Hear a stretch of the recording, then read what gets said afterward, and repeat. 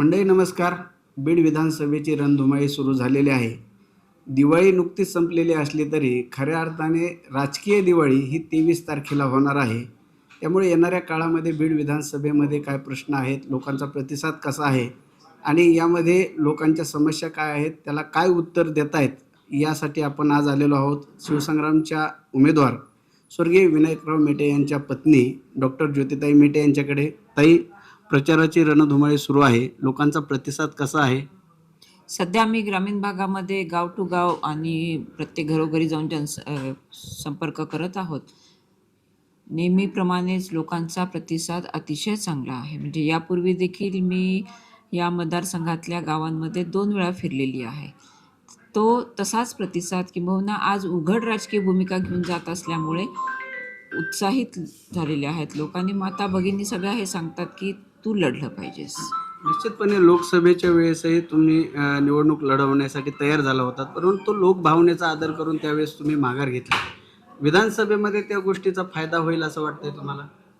फायद्या तोट्याचं गणित मी कधीच मांडत नाही आणि निवडणुकीमध्ये तर अशा बाबतीत मांडूच नये असं मला वाटते. की निवडणूक ही आपापल्या गुणवत्तेवर आणि आपण काय अजेंडा घेऊन लोकांसमोर जातो आहोत, मतदारांना आपण पुढच्या 5 वर्षासाठी आपलं काय व्हिजन देतो आहोत, याभोवती व्हायला हवे असं मला वाटतं. आणि आम्ही हे मतदारांना ठोसपणे सांगतो आहोत की आमच्याकडे काय व्हिजन आहे, कुठल्या मुद्द्यांना घेऊन आम्ही पुढे जातोय. निश्चितपणे लोकांना काय विजन काय सांगाल तुम्ही? आमच्या चॅनलच्या माध्यमातून लोकांचे असे कुठले प्रश्न, तुम्हाला जर लोकांनी संधी दिली, 20 तारखेला तुमच्या चिन्हासह जर बटन दाबलं आणि विजय गुलाल लागला, तर काय आश्वस्त करता लोकांना 5 वर्षामध्ये कुठले कामं केली जातील? बीड शहराचा जर विचार घेतला तर इथली सार्वजनिक स्वच्छता, मग त्याच्यामध्ये तो कचरा असेल, उचलणं असेल किंवा नाल्यांची साफसफाई असेल, या सगळ्या गोष्टींचा म्हणजे ती अगदी चुटकीसरशी ही कामं होणार नाही आहेत, परंतु आपल्याला एक सर्वांगीण विकासाचा आराखडा बनवावा लागेल आणि तो सर्वांगीण विकासाचा आराखडा आपल्याला पूर्ण करण्याच्या दृष्टीने सर्व संबंधित यंत्रणांना पुढे घेऊन निश्चितच बीडकरांना एक चांगली पहाट दाखवण्याचा आमचा मानस आहे. निश्चितपणे स्वर्गीय विनायकराव मेटे यांना मानणारा मोठा वर्ग या विधानसभा क्षेत्रामध्ये आहे. साहेबांनी या क्षेत्रातून निवडणूक लढवलेली आहे.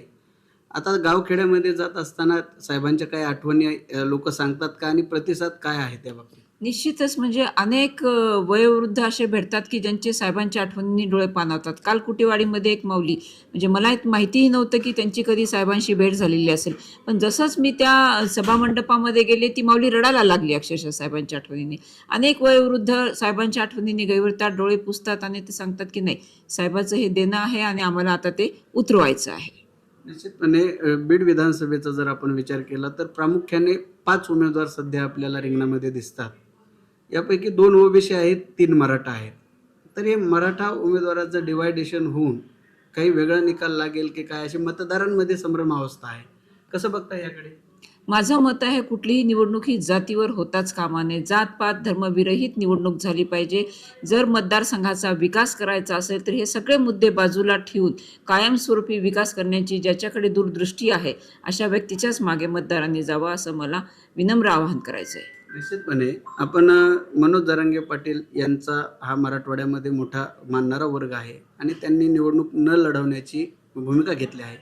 परंतु ज्यांना मनोज जरांगे पाटील सिग्नल देतील किंवा या उमेदवार आमचा आहे असं काही, त्याला गुलाल लागेल असं मतदारांमध्ये चर्चा आहे.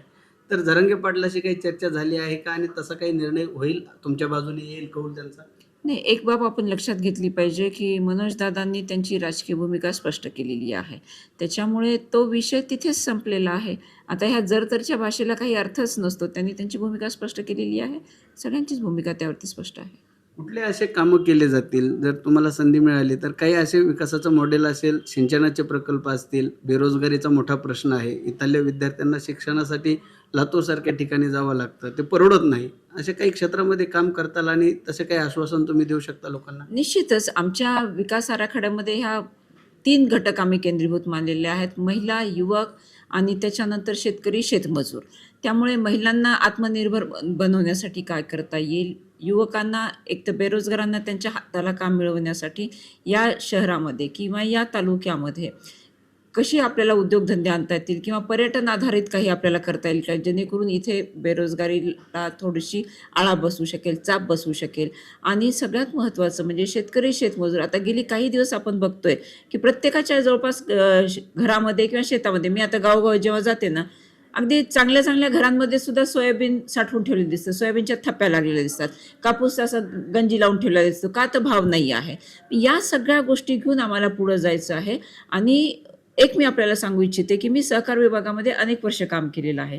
त्या सगळ्या माझ्या ज्ञानाचा, म्हणजे आमचा विभाग हा सगळा शेती आधारित उद्योगांशी संबंधित आहे, त्या माझ्या विभागातील ज्ञानाचा मी जरूर या मतदारसंघातील लोकांच्या विकासासाठी प्रयत्न करणार आहे. आणि मला वाटतं की ते काकणभर जे माझं ज्ञान असणार आहे ते इतरांपेक्षा सरसच असणार आहे. निश्चितपणे ताई, एक वेगळा प्रश्न आहे. साहेबांचं दुर्दैवी अकाली निधन झालं आणि शिवसंग्राम नावाची संघटना जी साहेबांनी तळहाताच्या फोडाप्रमाणे जपली, ती तुमच्या सांभाळी घातली आता.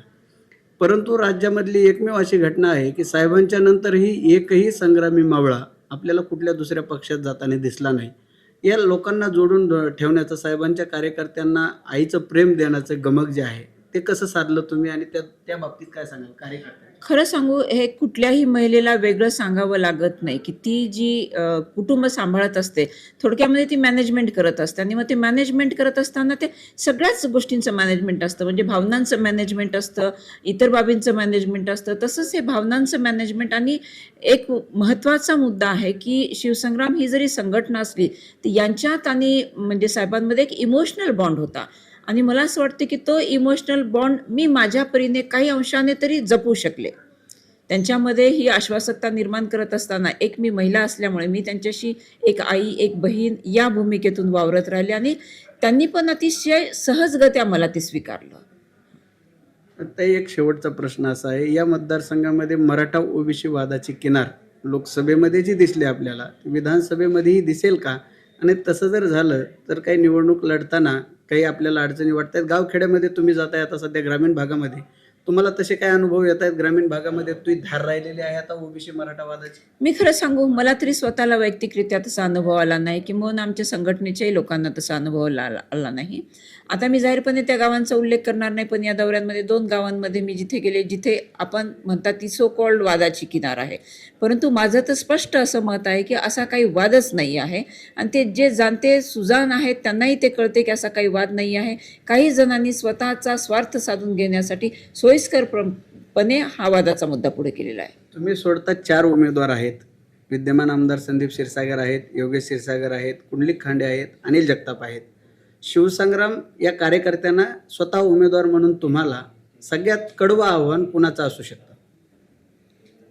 एक लक्षात घेतलं पाहिजे, निवडणुकीच्या रणांगणामधला प्रत्येक उमेदवार हा आपला प्रतिस्पर्धी असतो. मग ते कडवं आव्हान किंवा आव्हान याला काही अर्थ नसतो. तो प्रतिस्पर्धी हा प्रतिस्पर्धीच आहे आणि आम्ही प्रत्येक व्यक्तीकडे तुल्यबळ प्रतिस्पर्धी म्हणूनच पाहणार आणि त्याप्रमाणे आमची पुढे जाण्याची तयारी असेल. कार्यकर्त्यांचं सहकार्य लाभतंय सर्व शिवसंग्रामच्या?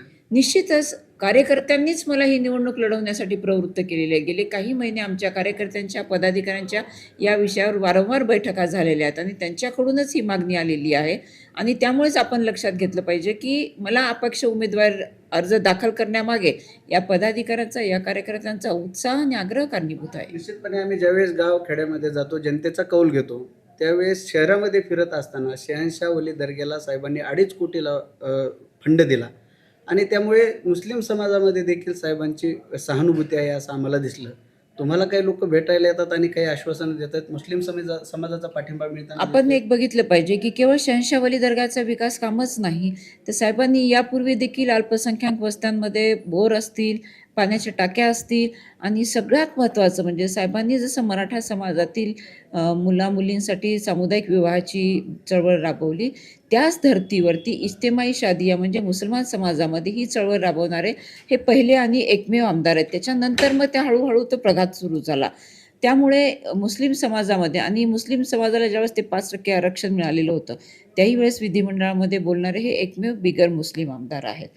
आणि सगळ्यात महत्त्वाचं म्हणजे साहेबांनी जात पात धर्म न पाहता एक सामान्य माणूस आपला केंद्रबिंदू मानून काम केलेलं असल्यामुळे या समाजामधून खूप उत्स्फूर्त आणि भावनिक प्रतिक्रिया येते आहे मला.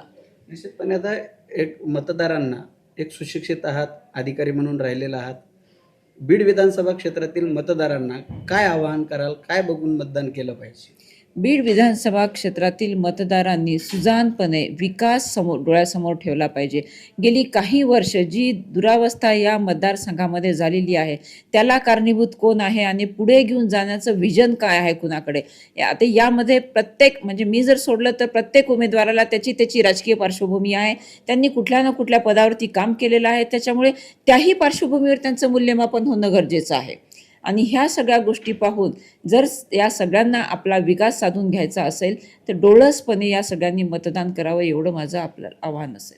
निश्चितपणे आपल्यासोबत होत्या शिवसंग्रामच्या नेत्या, राष्ट्रीय अध्यक्षा स्वर्गीय विनायकराव मेटे यांच्या पत्नी डॉक्टर ज्योतिताई मेटे. विधानसभा 2024ची त्या लढत आहेत.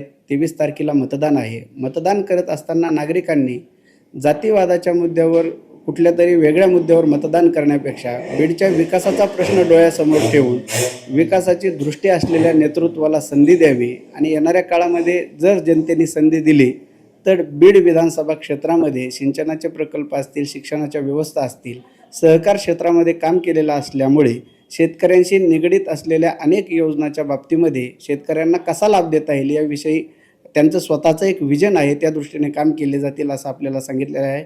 व्हिडिओ जर्नलिस्ट ऋषिकेश सोबत मी प्रशांत कदम, भारत वार्ता, बीड.